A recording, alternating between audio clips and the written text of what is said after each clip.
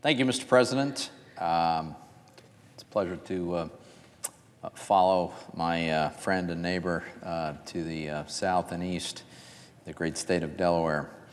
Mr. President, yesterday the Senate Finance Committee had a hearing on tax reform, and I had the privilege to introduce one of the witnesses, a fellow named David Cranston from Robinson Township in western Pennsylvania. David is the president of Cranston Material Handling Equipment Corp. It's a third-generation small business, and it was founded in 1957 by David's grandfather. Today, David leads that company, a company he's worked at since 1983, so for 35 years he's been there. Today, he leads a team of 7 full-time employees and 2 part-time employees, truly a small family-owned business. Cranston Material sells and installs material handling and storage equipment to manufacturing companies, including very large manufacturing companies. And their products and services help these manufacturers to store and lift products in the storage process. It's items like cabinets and containers and conveyors and cranes and dock equipment, that sort of equipment. Well, as I know the presiding officer understands very well, it's small businesses like this that really make up the backbone of our economy and the backbone of our communities. And what is it that David Cranston had to share with us as a witness before our committee? He shared the story of how our tax reform from late last year is already working and helping his small business. Now, how is that happening? Well, in a variety of ways. The 2 most direct ways is, 1, Cranston Materials is organized as a subchapter S corporation. So that's a long way of saying they are not taxed at the level of the corporation itself, but rather the income that is earned by the business flows through to the owners of the business and is then taxed on the individual returns of the owners. So how has our tax reform helped the owners of this business?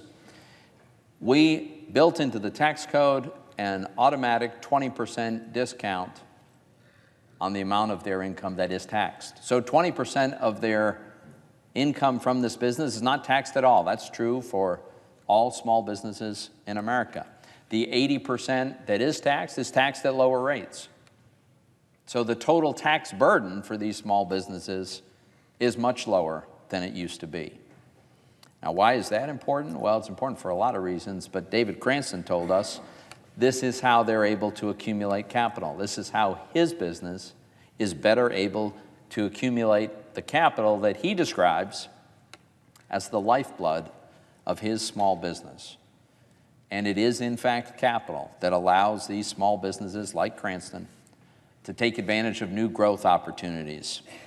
And specifically, he shared with us an example. The tax savings that he is already enjoying have helped him expand into a new product line this year, a product line that he did not carry before, couldn't afford to, but now he can.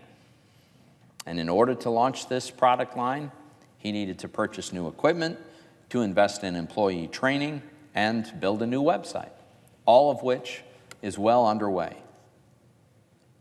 He also touched on something else, another way in which our tax reform is helping his business, and that's the business optimism that he is seeing and that is encouraging his customers, primarily larger companies, to increase their own capital spending. That includes, in some cases, the purchasing of his products.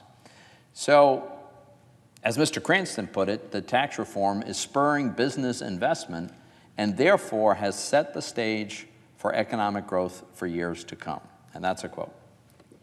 Mr. President, this increased investment activity that is helping workers and businesses and small businesses and our economy, that's exactly what we envisioned, exactly what we had hoped for, and exactly what we designed our tax reform to accomplish. And I have to say, the story that David Cranston told us at the Senate Finance Committee yesterday is not an isolated story. It is completely consistent with stories that I have heard all across the Commonwealth of Pennsylvania from small businesses, and that is that tax reform is working. It's working for them. Businesses are, in fact, increasing their investments exactly as we predicted if we would lower the after-tax cost of making those investments. An example, just last month, the March 2018 research report by Morgan Stanley, they surveyed their clients and concluded it's the Capital Expenditure Plans Index. It's an index that they keep track of that monitors the amount of capital being put to work in America, being spent on new equipment. And according to them, in March, just last month, it reached an all-time high. An all-time high. Their characterization, I quote, is, "The strength in our index indicates continued momentum in equipment investment through the second quarter of 2018, end quote. It's already happening, and they believe it's likely to continue. Now, some of our friends on the other side who were very critical of our tax reform, they were very critical of the idea that business should benefit from this. They didn't want business to benefit from this at all. I just have to point out, Mr. President, the multiple ways in which they're wrong in their analysis. Because first of all, when business, especially small business, but all kinds of businesses, when they benefit from a lower tax regime, much of that benefit flows right to workers. Now, we've seen that in a very direct fashion.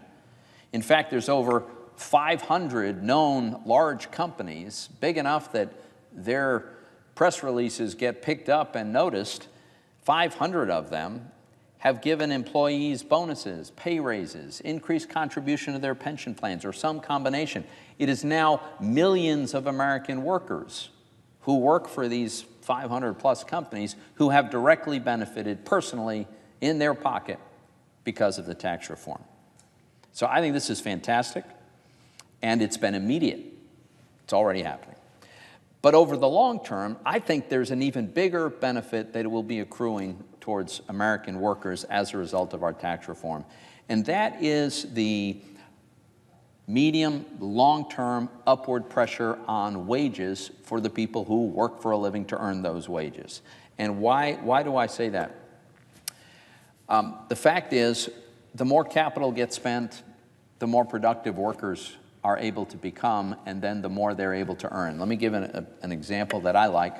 If you go to any construction site, when they're at the stage of doing the site development, when they're moving the dirt and getting ready to, maybe they're digging a hole for a foundation, at that stage of the process, you very typically will see somebody operating a backhoe.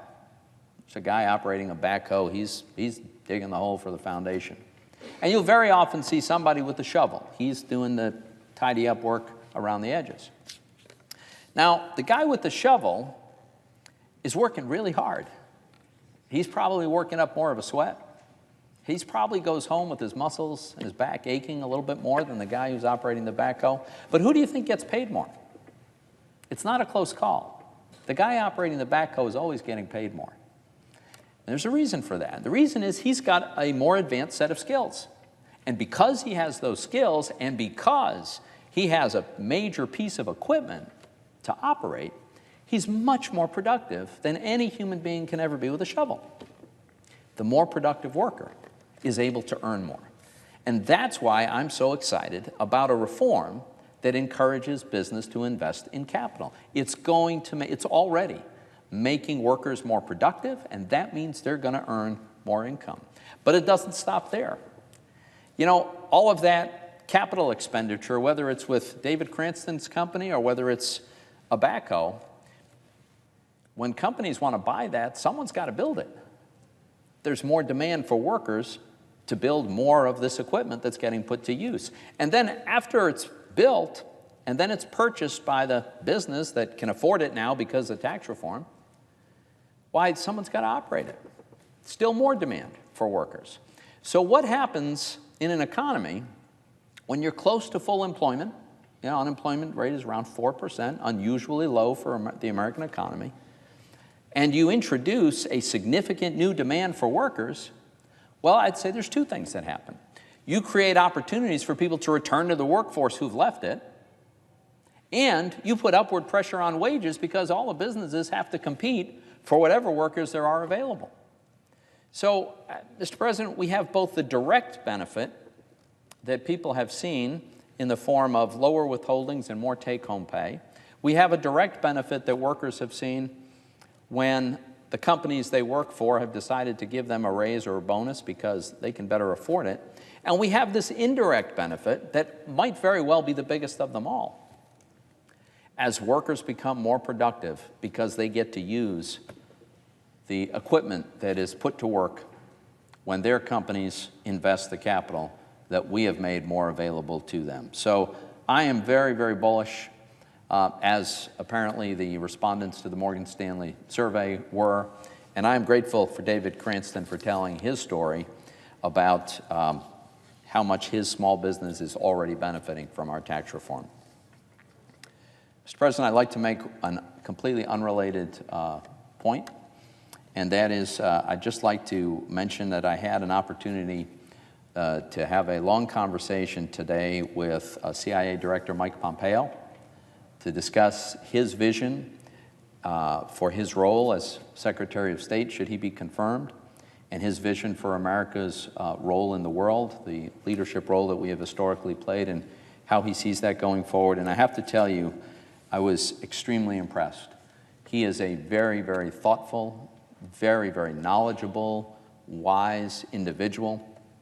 I think he will give great counsel to our president. I think he will be an outstanding diplomat. I think the fact that he comes from the intelligence community will inform his judgment in a very constructive way. And I think we are all very, very fortunate that Mike Pompeo is willing to serve in this capacity. So I am looking forward to his confirmation later this week. And with that, I yield the floor.